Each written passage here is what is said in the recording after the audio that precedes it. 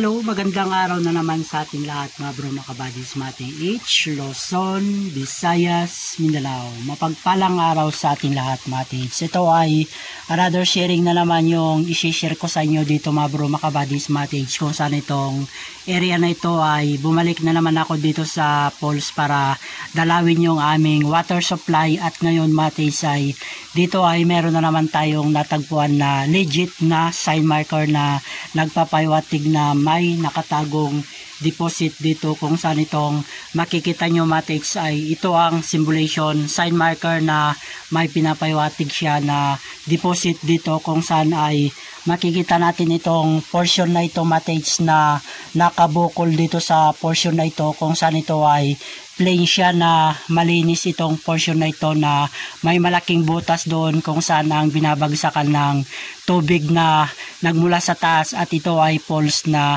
babagsak siya dito sa portion na ito kung saan yung pinagtatapan namin ng water supply namin patungo doon sa aming farm doon sa area sa baba. Kaya itong portion na ito ay dito kami kumukuha ng tubig. At ngayon, Mate H, ay dito sa portion na ito meron tayong napansin dito sa portion na ito kung saan yung inagusan ng tubig at dito siya babagsak, kung saan ang sign marker na makikita natin na legit na sign marker na ginawa ng mga pon para magpaiwatig nga na may spot deposit, Mate H, kung saan ito ay yan ang sign marker niya, kung saan yung nasa gitna ay yan ay foot na kung saan meron tayong makikitang triangulation dot, isa, dalawa, tatlo, at yung mga hole naman ay nakapaikot siya, Mate H, na kung saan ang pinopoint niya, Mate H, ay dito sa portion na ito kung saan itong nakabukol dito, Mate H, ay meron tayong makikitang perfect dot dito sa ibabaw niya mismo, kung saan ay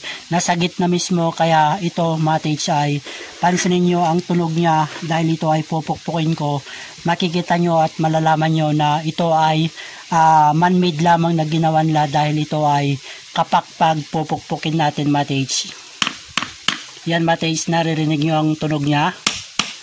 Ibig sabihin, Mate H, ay kapak lamang ito. Kaya itong portion na ito, Mate H, makikita nyo itong nakabukol dito hanggang dito sa baba, Mate H, ay ito yung sumisimbolo na man-made cover na ginawa nila, Mate H. At dito sa portion sa area sa baba, Mate H, ay meron tayong makikitang animal sign marker na nakatingin dito. Ito yung animal sign marker na ang kanyang mata at arrowhead ay nakatingin at nakapoint dito sa portion na ito, kung saan ito ay makikita natin dito, Mate H, ay meron tayong makikitang naka-symbolization C.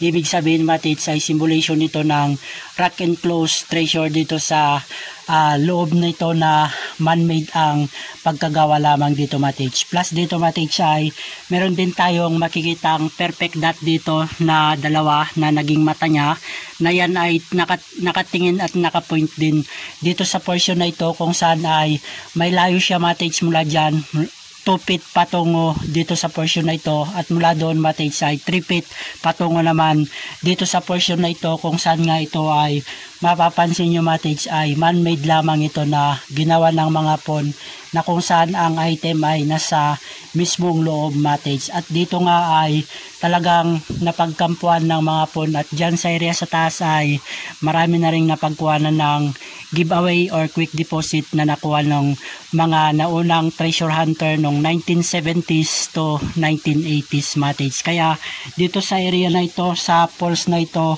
na makikita nyo, ay talagang maganda itong area na ito, Mate H. At ang haring araw ay palubog na naman siya sa 270 west, at ito, Mate H, ay naka 90 degrees dito, kung saan nga itong makikita nyo na sign marker ay ito ang legit na sign marker na nagpapaywatig. Itong sign marker na yan ay sumisimbolo na may spot deposit dito sa portion na ito na tinutukoy niya, Mate H. At ito ay napakagandang sharing na naman yung isinari ko sa inyo, Mate H. So puli, sana tayo lahat ay magtagumpay at mabigyan blessing tayo ng ating amang lumikha, Abay Hawa, at ang kanyang nag-isang anak, King Misayawa, siya ay guide and bless sa ating lahat, Mate H. More tiyaga lang, more power to all. Aba, bless sa ating lahat, Mate H. Yada.